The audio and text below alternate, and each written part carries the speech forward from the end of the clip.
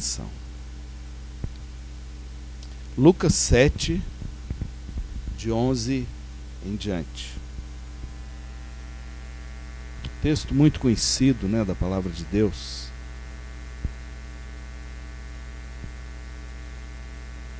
Diz assim o texto: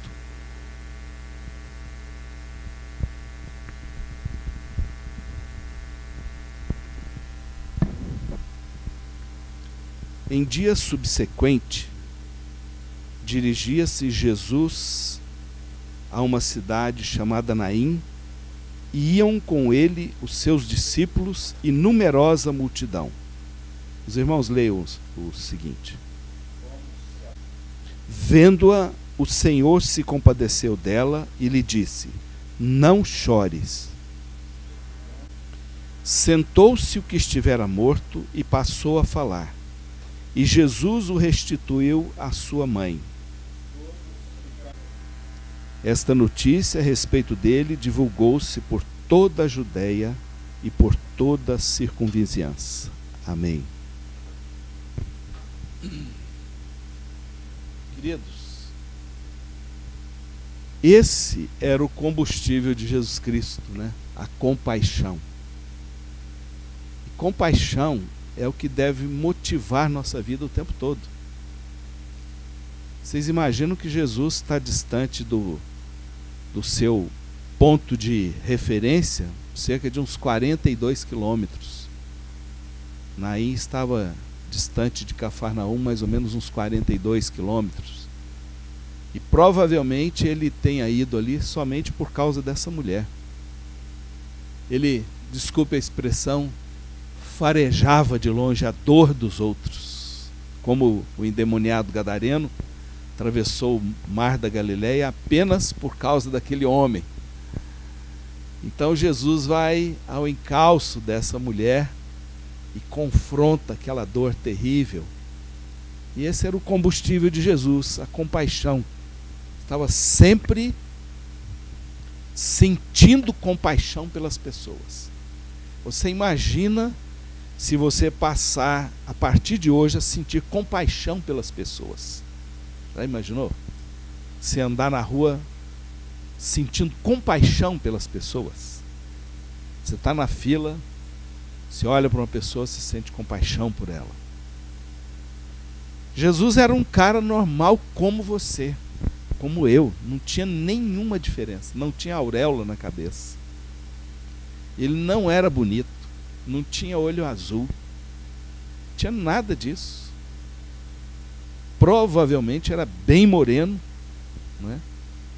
Ele tinha todo o aspecto de um judeu. E a Bíblia diz que ele não tinha parecer nem formosura. E nada que o víssemos nos atraía.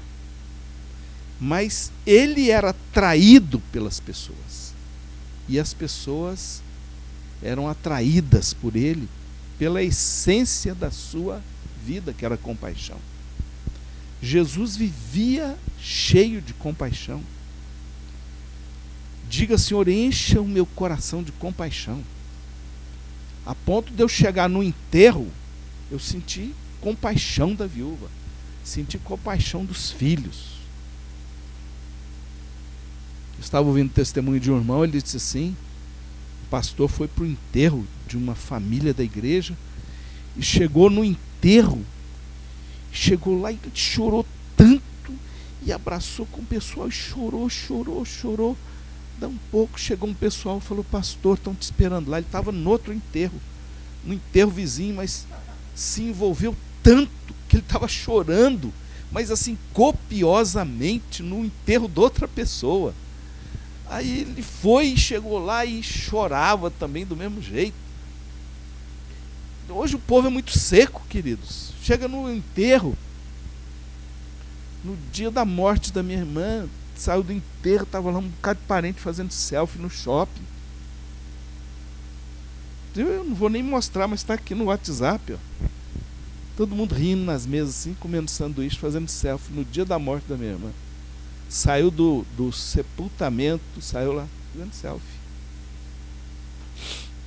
e gente muito próxima. Não vou nem dizer quem foi para não escandalizar. Selfie, fazendo compra em shopping. E porque o combustível que move essas pessoas não é esse mais. Não tem compaixão. Você vê que quem tem compaixão no coração ganha prêmio Nobel hoje em dia. E há muito tempo que não se dá um prêmio Nobel a alguém que tem compaixão. Acho que um dos últimos foi Madre Teresa de Calcutá, nem lembro o nome de mais quem tenha recebido ultimamente. Porque esses dias apareceu um cantor aí que pegou um quadriciclo e saiu ajudando cantor famoso, na enchente. Ele botava as pessoas no quadriciclo dele, viralizou o negócio, porque ele foi ajudar, ele teve compaixão, um homem rico, cantor de samba aí, ele saiu ajudando as pessoas com o quadriciclo dele, teve compaixão, e as pessoas jogaram na mídia aí, porque ele teve compaixão das pessoas.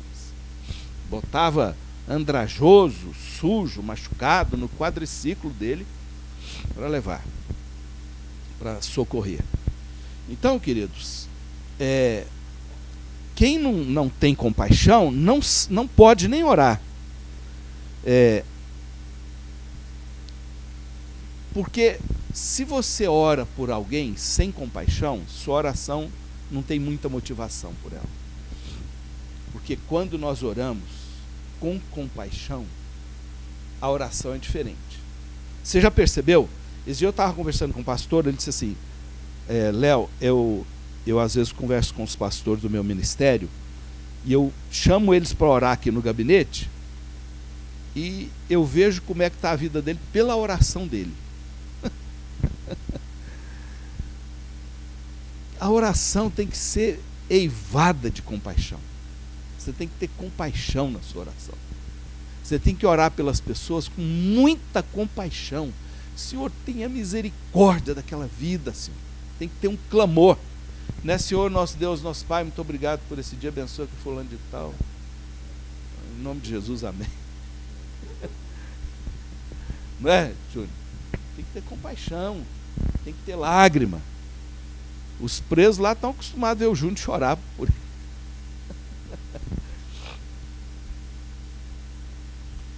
Então, queridos, e quem tem compaixão, ninguém se cansa dele. Ninguém se cansa dele. Todo mundo quer estar junto de quem é compassivo. E quem tem compaixão nunca se cansa também. Nunca se cansa. Jesus aqui está muito cansado, né? Essa aqui é a primeira ressurreição narrada no Novo Testamento. São 3 ressurreições, né? Essa é a primeira. E Jesus vai ressuscitar o filho de uma viúva que está no meio de uma dor tremenda. Ela já tinha perdido o marido, agora perdeu o filho, e Jesus chega diante dessa viúva e diz para ela não chorar. Porque a palavra de Jesus, ela é carregada de esperança. Ele diz assim, quando ele diz assim, não chores, aquela mulher engoliu o choro. Não foi porque ela assustou, nem porque Jesus foi autoritário, mas foi porque aquilo teve um impacto profundo na sua alma. Porque aquela palavra foi carregada de autoridade, carregada de esperança. Jesus diz assim, você não chore, porque o seu choro vai ter fim. Porque o seu choro vai ser interrompido da melhor perspectiva possível. Ele vai ser interrompido. Então, queridos, Jesus, nesse texto aqui, nos dá algumas lições. Primeiro é que ele sempre nos vê. Ele sempre vê as pessoas. E ele sempre quer ver as pessoas através dos nossos olhos. Nós somos os olhos de Jesus hoje no mundo. Nós somos os olhos de Deus. Os nossos olhos têm que estar bem desembaçados para ver o que Jesus quer ver. Se você ficar trancado na sua mesmice, no seu status quo, na sua casa, no seu apartamento, se você não sai, se você só sai para o seu emprego, provavelmente você não vai ver. Mas se você abrir os seus olhos, até no seu emprego, você vai ver as pessoas que Jesus está querendo objetivar, mirar e focar. A Marta, esse dia, estava contando um testemunho, né, Marta? De um colega seu que você convidou para vir aqui. Deixa o Senhor ver por você, porque o versículo 13 diz assim, diz o que o versículo 13? Vendo-a. O Senhor vê. O Senhor vê. O Senhor vê hoje através de você. Queridos, quando Jesus começa a te ver as pessoas através dos seus olhos, sua mente sofre uma revolução. Sua mente é revitalizada. Seus neurônios são revitalizados. Eu digo naturalmente mesmo. Vitalmente mesmo, seus neurônios são vitalizados. O Senhor te dá sabedoria, inteligência, capacitação. O Senhor te dá vivacidade, porque Ele vai ver através dos seus olhos. Sabe o que a Bíblia diz? Que quando você estiver diante das pessoas, das autoridades, diante dos homens, diante das pessoas, e vos pedirem para falar, não é você que falará, mas o Espírito Santo que falará através de você. E o Espírito Santo usa os seus neurônios, sua corda vocal, usa tudo. E quando o Espírito Santo usa os nossos neurônios, as nossas sinapses nervosas, ele restaura, renova tudo. Renova. Há muitos anos eu oro pela minha mãe. O dia que minha mãe foi ao médico, e o médico constatou, um dos melhores neurocirurgiões daqui de Goiás. O médico disse assim, chamou os irmãos, os filhos, e disse assim, a sua mãe, isso já tem alguns anos, tem um aneurisma de 1,6 centímetros dentro da cabeça. Aí ele falou assim, isso não existe na medicina, e eu quero pedir autorização de vocês para publicar numa revista médica essas imagens. Ele teve que colocar 7 estentes dentro desse aneurisma para ele não estourar. E sabe o que o Dr. Anderson falou? Ele olhou para os irmãos e falou assim, essa mulher recebeu muita oração. Ele nem é crente, porque isso não existe. Dentro de uma sala com médicos, essa mulher recebeu muita oração. Sabe o que revitalizou esses neurônios da minha mãe para não estourar? Foi Deus. Da mesma maneira que Deus quer revitalizar sua cabeça, sua mente, sua memória, sua visão, vendo através de você. Ele vê, queridos. Jesus não via naquele... Isso aqui não é uma historinha da carochinha lá do passado. Ah, Jesus viu uma viúva. Tá lá. Jesus está vendo hoje através dos olhos do Burton, através dos olhos de cada um de nós aqui, através dos olhos do Eurípides. Jesus está vendo, está vendo, está vendo. Por isso a Bíblia diz assim, não porei diante dos meus olhos aquilo que desagrada e contraria o Senhor. Então, queridos, a Bíblia diz que o Senhor vê através dos nossos olhos.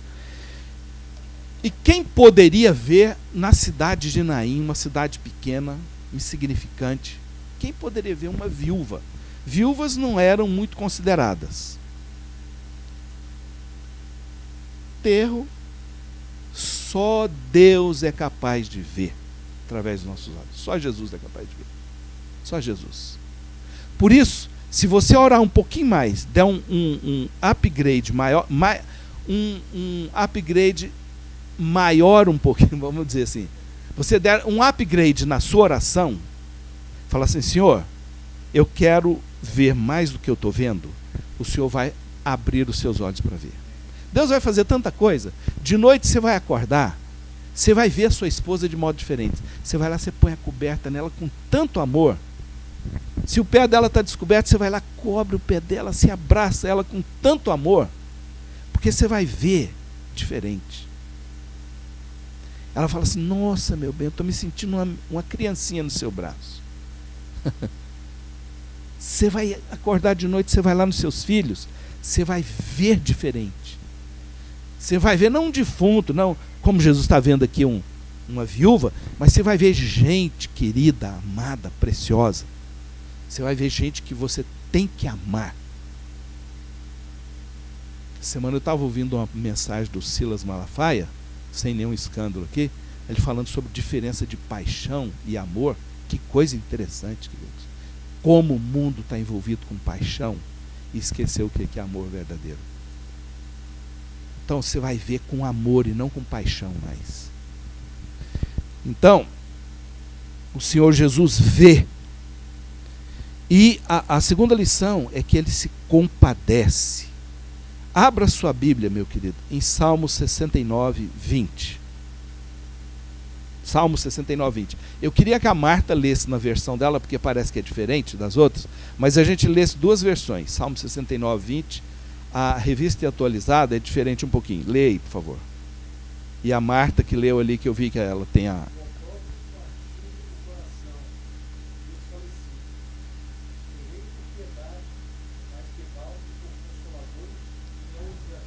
Isso. Agora leia na sua versão, Marta.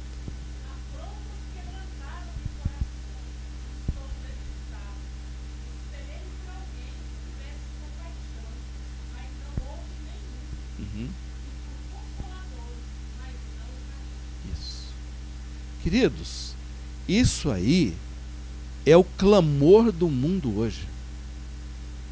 O mundo clama por consoladores. As pessoas estão com a alma debilitada, destruída, arrasada. Estão gemendo, estão clamando por consoladores, por pessoas que tragam uma palavra de alívio. E não acham. E a Bíblia diz que Jesus se compadece. Me diga aí o que é compadecer. Alguém me diga o que é compadecer. O que foi? Exatamente. É sentir a dor do outro. A mesma dor, a mesma intensidade da dor que a pessoa está sentindo, você sente. Compadecer, exatamente, é sentir exatamente isso. Ele se compadece, queridos. Ele vai na direção da dor da pessoa e sente. A urbanização hoje facilita muito o esfriamento dos nossos corações. Tudo é com paredes altas. Eu faço caminhada de manhã, não tem uma casa no Jardim América, na Nova Suíça, que não tenha muro alto e cerca elétrica e você não tem acesso. Impede de você chegar, impede de você se aproximar. Mas quando você vê como Jesus, a distância de 42 quilômetros não é nada, porque Jesus te leva lá. Uma parede alta de 5 metros de largura não é nada, porque Jesus te leva lá. Porque se o seu motor, se o seu motivador for a compaixão, aleluia, o Senhor te leva lá. O Senhor te leva lá para socorrer. E você só está aqui por isso, viu, meu irmão? Não é para ganhar dinheiro, não é para ter uma aposentadoria maravilhosa, não é para nada. É só para ter compaixão e misericórdia e ver e enxergar além do que você possa imaginar. Amém? E é interessante, queridos, que essa viúva não pediu nada. Ela nunca orou na vida dela. Nunca solicitou nada. Nunca. Acho que nem tinha ouvido falar de Jesus. Estava ali. Sabe o que que atraiu Jesus? Lágrima. Sabe o que atrai o coração do cristão? É lágrima, é choro, é dor. Queridos, tem gente chorando, tem muita gente com lágrima, tem muita gente com dor. E é isso que deve atrair o nosso coração. Só isso. Só a compaixão e misericórdia. A nossa lágrima fala mais alto, queridos, do que qualquer oração. E Jesus viu. E Jesus, em terceiro lugar, ele nunca fica distante.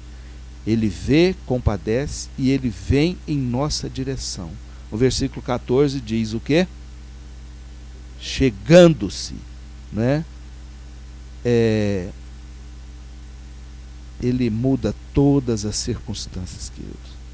Aquela viúva não tinha mais nada, não tinha nem sequer imaginava que dali pudesse acontecer algo diferente, ou uma perspectiva, nada. A única perspectiva dela era enterro, só isso.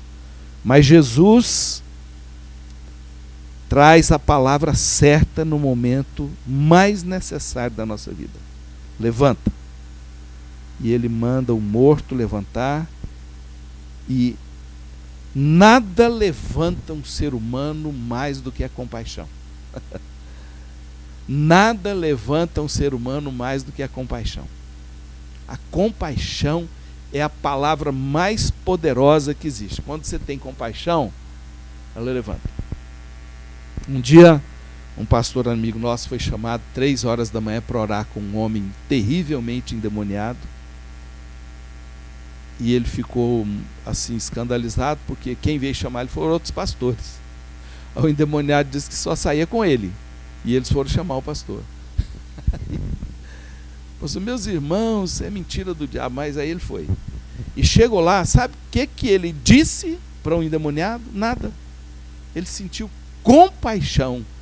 E o demônio virou e falou assim: não olhe para mim assim que isso me queima. E caiu no chão. Um olhar de compaixão. E ele foi liberto com compaixão. Só compaixão. Então, queridos, Jesus teve uma compaixão tão tremenda que mandou e o morto levantou. E uma aplicação para nós aqui, queridos. Jesus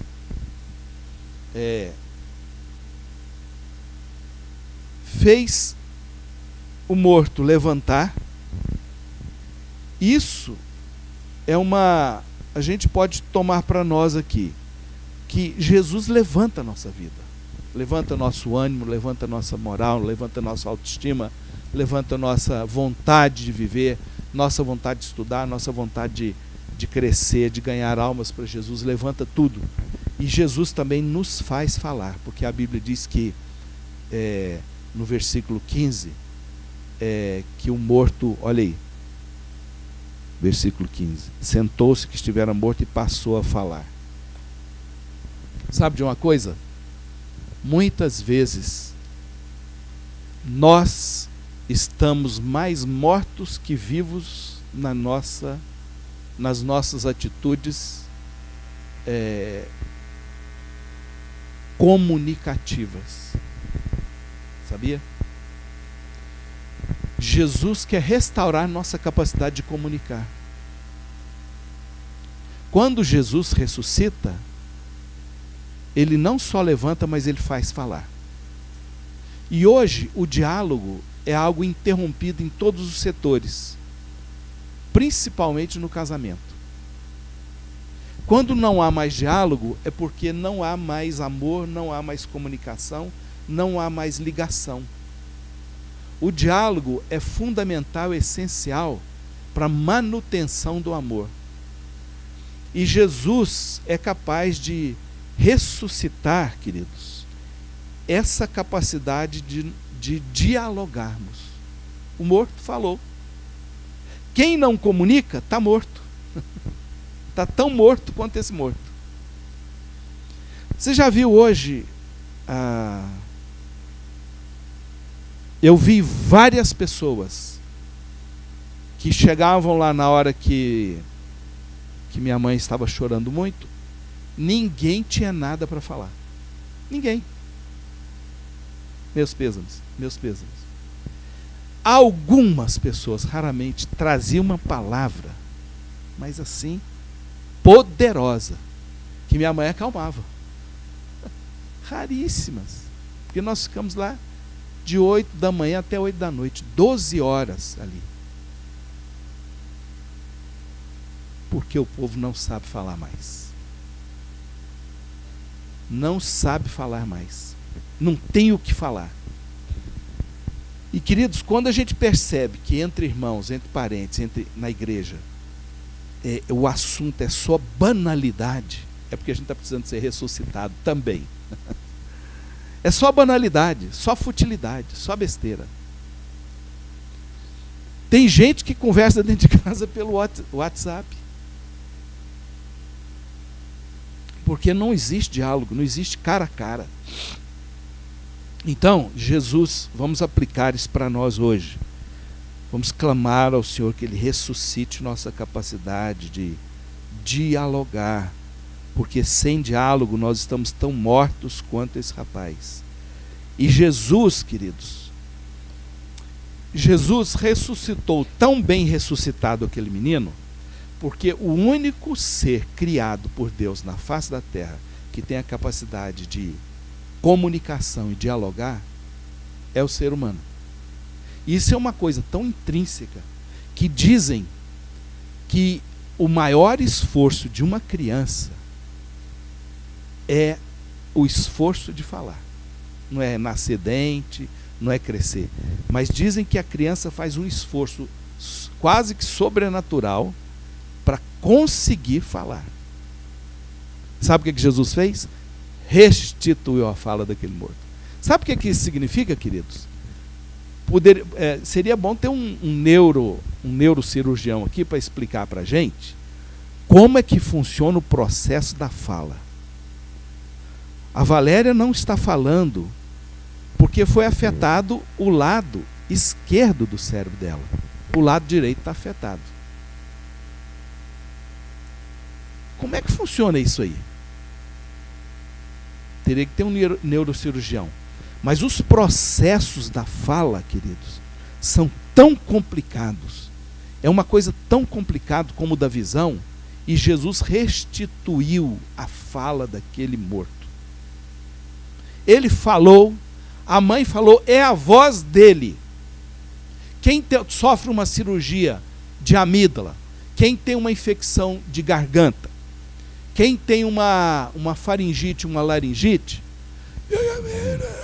fala no telefone. Quem está falando? Não estou reconhecendo sua voz. Ele estava morto há muitos dias. Naquela época enterrava com quantos dias, Eurípides? 4 dias, 5 dias, 6 dias, 7 dias. Ele ficava lá. Embalsamava o corpo, velava não. Era um funeral demorado. Nesse processo, todos os neurônios eram destruídos. Todas as conexões eram destruídas. Faringe, laringe, tudo ia embora. Jesus restituiu e a mãe falou, é o meu menino.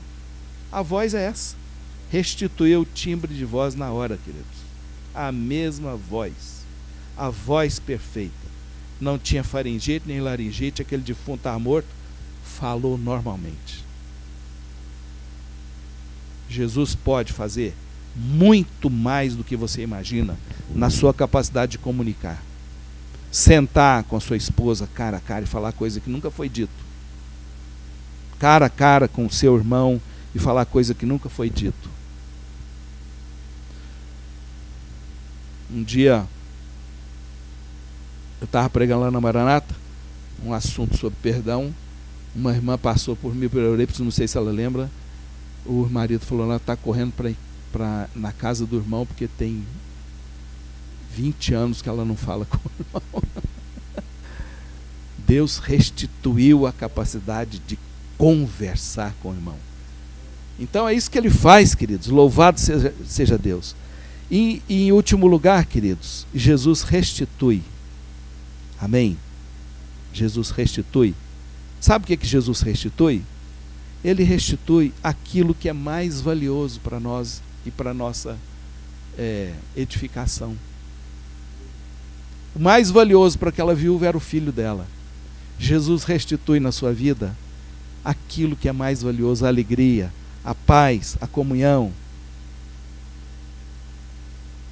Quando eu resolvi esperar confiantemente no Senhor, Ele restituiu-me a alegria de ter uma esposa. Louvado seja Deus!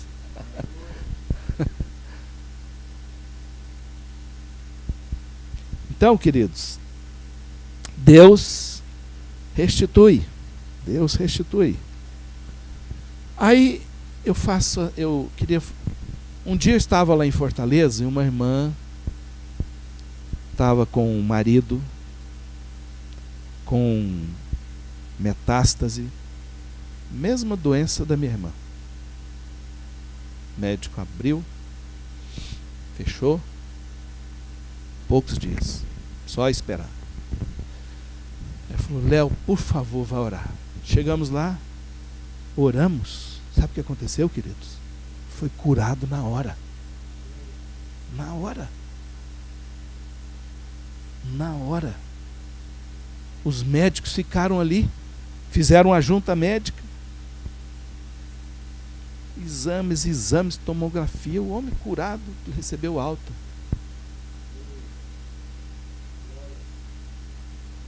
Minha irmã morreu. Sabe por quê? Porque Deus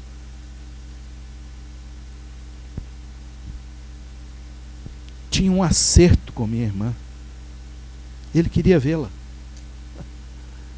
Deus tinha um acerto com minha irmã. Existia tanta coisa precisando ser acertada na vida da minha irmã, que Deus falou assim: orem durante 34 dias, fervorosamente. Nesses 34 dias, queridos, eu não tenho notícia de quem tenha jejuado o dia todo, mais de uma vez por ela, a não ser eu. Não estou contando vantagem, não. Não estou contando vantagem. Nesses 34 dias, eu não sei quem passou o dia todo dentro de casa, sozinho, orando por ela. O tempo todo.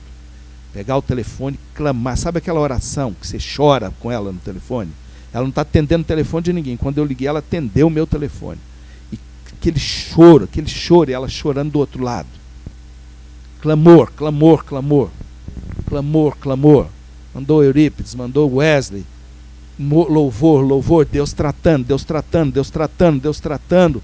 Deus mudando o coração. Deus falando: olha, esse espiritismo que você foi, essas obras que você foi, essas obras malignas que você frequentou, você ter abandonado a obra de Deus, você ter feito isso, você ter feito aquilo, feito isso, feito aquilo, você precisa ser tratada, mas é porque eu vou te chamar, porque se você ficar aqui, Deus leva o justo antes que venha o mal. Deus leva o justo antes que venha o mal. Então Deus falou: eu vou levar você, apesar de haver inconformismo, tristeza, lágrima, dor. Jesus viu a minha irmã.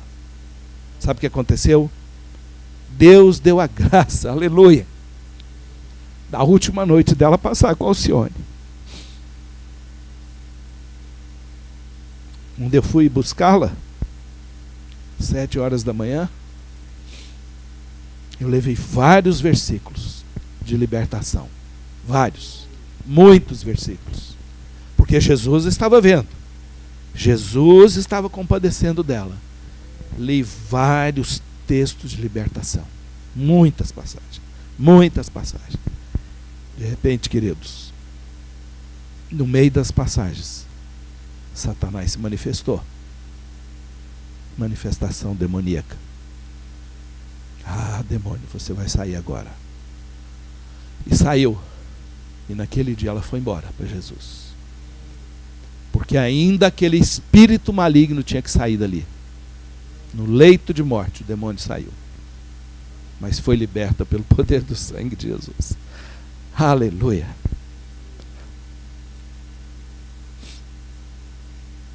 (34 dias, queridos. Mas Jesus estava vendo Jesus estava vendo e Jesus estava compadecendo, porque Ele é um Deus que vê através de nós. Vamos orar. Queria pedir a Eurípides que...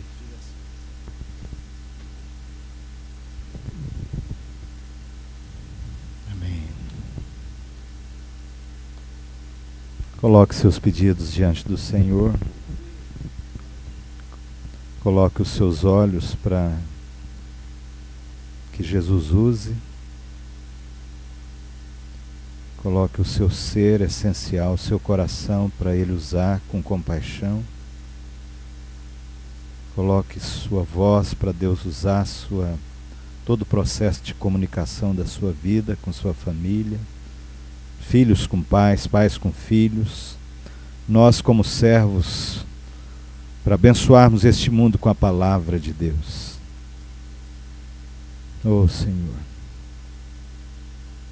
muito obrigado por tão grande amor. Tua própria encarnação, Jesus. Tua própria encarnação, tua própria existência.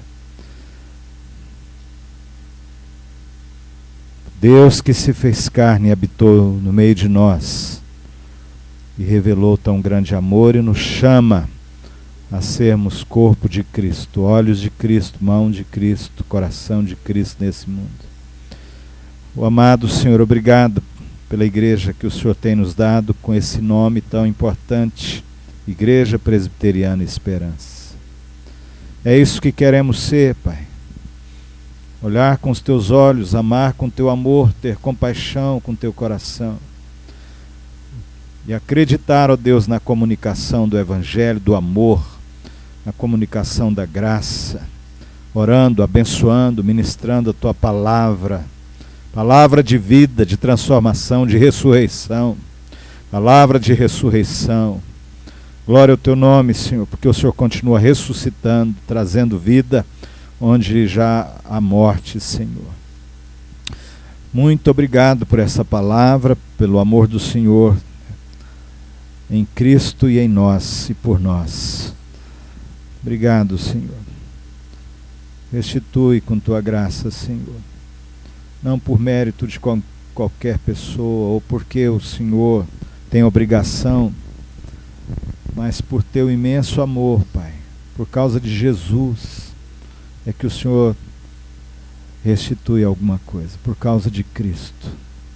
Quão tão complicado tem sido algumas pessoas cobrando restituição do Senhor, como se o Senhor tivesse, ó Deus, alguma obrigação. Tu és o Senhor, Tu és o Senhor. O Senhor restitui sim, mas é por causa do Teu Filho. O Senhor restitui a vida, o amor, as coisas mais preciosas que nós precisamos, porque há tantas que não precisamos. E por elas nem precisamos pedir, porque o Senhor já disse que o Pai sabe.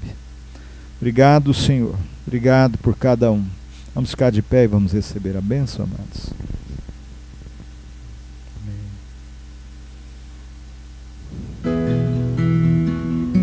E que o Senhor te abençoe e te guarde. Que o Senhor faça resplandecer o seu rosto sobre ti e tenha misericórdia de ti. Que o Senhor sobre ti levante a sua face e te dê vida, e te dê paz, e te dê esperança, e te use para que você veja com os olhos dele, seja uma bênção nas mãos do Senhor. Em nome de Jesus, uma semana abençoada.